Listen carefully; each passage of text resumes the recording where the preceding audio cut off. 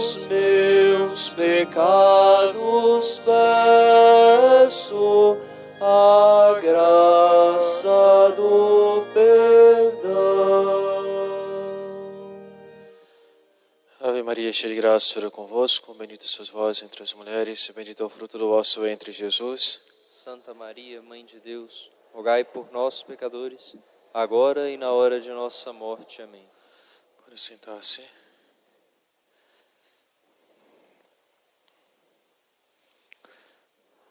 Semana passada refletíamos sobre o sacramento da ordem. Hoje falaremos sobre o sacramento do matrimônio.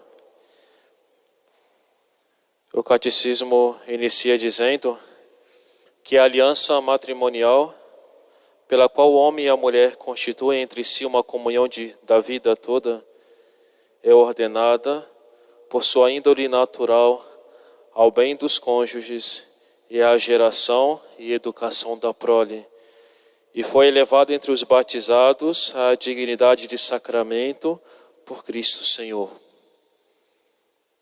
Então, a aliança matrimonial tem esta finalidade de ser para o bem dos cônjuges e também a geração e educação da prole, dos filhos, e foi elevada para aqueles que são batizados a sacramento, a dignidade de sacramento.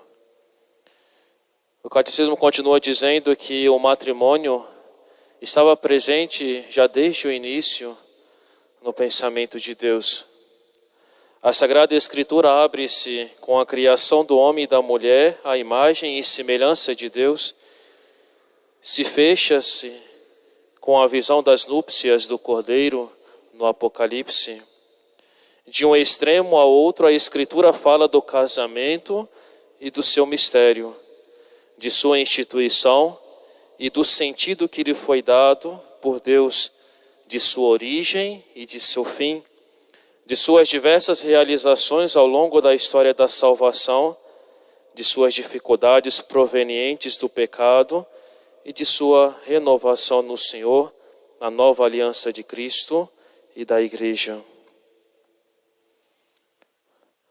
O sacramento, meus amados irmãos, significa a união de Cristo com a Igreja, confere aos esposos a graça de se amarem com o amor com que Cristo amou a sua Igreja. A graça do sacramento aperfeiçoa assim o amor humano dos esposos, dá firmeza à sua unidade indissolúvel e santifica-os no caminho da vida eterna. Então, o sacramento do matrimônio confere àqueles que estão casados a se amarem com o mesmo amor que Cristo amou a sua Igreja. Sempre os casais devem olhar para este amor de nosso Senhor e para colocar em prática na sua vida. E nosso Senhor dá a graça para isso, para viverem conforme a esta vocação a que foram chamados. O matrimônio assenta no consentimento dos contraentes, quer dizer, na vontade de se darem mútua e definitivamente, com o fim de viverem uma aliança de amor fiel e fecundo. O Catecismo da Igreja Católica nos fala no parágrafo 1625 sobre esse consentimento matrimonial. Os protagonistas da aliança matrimonial são um homem e uma mulher batizados, livres para contrair o matrimônio. Quer dizer que ainda não foram casados na igreja e que expressam livremente seu consentimento. Ser livre quer dizer não sofrer constrangimento. Em segundo lugar, ser livre quer dizer não ser impedido por uma lei natural ou eclesiástica. A Igreja considera a troca de consentimento entre os esposos como elemento indispensável que produz o matrimônio. Se faltar o consentimento, não há casamento. Se não houver este consentimento, este sim que é dado diante do sacerdote, não há casamento. O consentimento consiste no ato humano pelo qual os cônjuges se doam e se recebem mutuamente. Eu te recebo por minha mulher, eu te recebo por meu marido. Este consentimento que liga os esposos entre si encontra seu cumprimento no fato de os dois se tornarem uma só carne. O consentimento deve ser um ato da vontade de cada um dos contraentes, livre de violência ou de medo grave externo. Eu não posso dar o meu sim. Se sou pressionado a isso, tenho que dar este sim livremente, livre de violência ou de medo grave externo. Nenhum poder humano pode suprir esse consentimento. Se faltar esta liberdade, o casamento será inválido. O sacerdote ou o diácono que assiste à celebração do matrimônio acolhe o consentimento dos esposos em nome da igreja e dá a bênção da igreja. A unidade, a indissolubilidade e a abertura à fecundidade são essenciais ao matrimônio. Não são dois, mas uma só carne. A unidade, a indissolubilidade, o que Deus uniu, o homem não separe. E a abertura à fecundidade tem que ser aberto à vida, são coisas essenciais ao matrimônio. É único, é uno, é indissolúvel, e a abertura à fecundidade, aos filhos. Aqueles que não são abertos à vida vão contra estas verdades essenciais do matrimônio. A poligamia é incompatível com a unidade do matrimônio. O divórcio separa o que Deus uniu. A recusa da fecundidade desvia a vida conjugal do seu dom mais excelente, que é o filho. O novo casamento dos divorciados, em vida do cônjuge legítimo, é contrário ao desígnio e à lei de Deus ensinados por Cristo.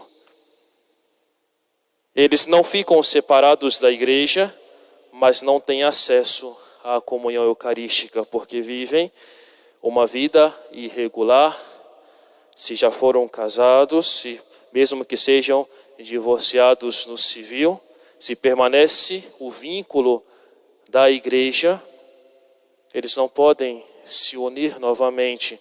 Por isso, embora não ficam separados da igreja, quer dizer, eles podem frequentar a igreja, mas não frequentar os sacramentos, tanto da confissão como da comunhão eucarística.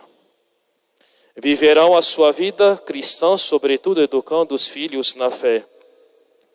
O lar cristão é o lugar onde os filhos recebem o primeiro anúncio da fé.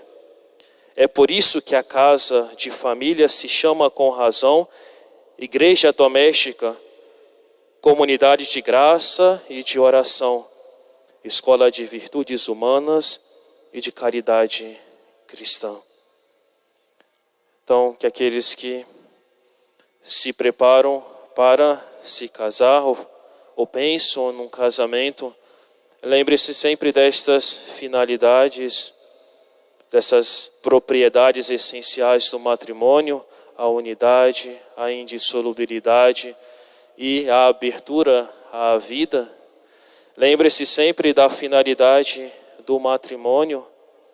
Lembre-se sempre deste compromisso que é dado diante de Deus. E aqueles que são casados, lembre-se sempre desta promessa que fizeram diante do altar. Se livremente deram o seu sim, devem viver conforme este sim dado perante Deus. Não quer dizer que não haverá lutas. Se o amor do casal deve se espelhar no amor de Cristo, então quer dizer que a cruz também estará presente. E amor, meus amados irmãos, amor não é meramente um sentimento. Amar verdadeiramente quer dizer quando eu sou capaz de olhar para o outro e dizer: eu te amo apesar de você. É como nosso Senhor faz com cada um de nós. Se nosso Senhor esperasse de nós a santidade para nos amar, estaríamos perdidos. Mas Deus nos ama apesar de nós. Apesar da nossa infidelidade, da nossa fraqueza, Ele nunca deixa de nos amar e nunca deixou. Este amor deve ser levado também para a vida do casamento. É o amar apesar das fraquezas do outro. E se matrimônio é um caminho de santificação, quando você realmente tem isso em mente, tem isso diante dos seus olhos, você entendeu que realmente é um casamento, que é um caminho de santidade. Então, eu tenho que passar pelas dificuldades, pelos sofrimentos, ser capaz de entender o outro. Por isso é tão importante o tempo de preparação, o tempo de namoro, para realmente verem tudo isso, realmente procurar este amor verdadeiro que deve estar presente em toda a vida. Se nós olhamos já para encerrarmos, se olhamos talvez para a vida daqueles que se casaram recentemente, talvez estão assim apaixonados, e vemos aqueles que já viveram tanto tempo juntos, 50 anos ou mais, e se nós comparamos quem ama mais, com certeza aqueles que já estão com mais de 50 anos juntos, aqueles que têm mais tempo de matrimônio e estão juntos, porque amor não é sentimento, amor não é mero sentimento, mas amar é querer o bem do outro, é querer fazer o outro feliz e também levar a outra pessoa para o céu. Apesar dela, eu a amo. Que nosso Senhor possa também sempre nos ajudar aqueles que se preparam, aqueles que já estão casados, a viverem conforme esta vocação tão grande e tão bela. A Santa Missa será celebrada em ação de graças pelos aniversários de Carlos Rubens de Figueiredo e Maria Alice Figueiredo Borges.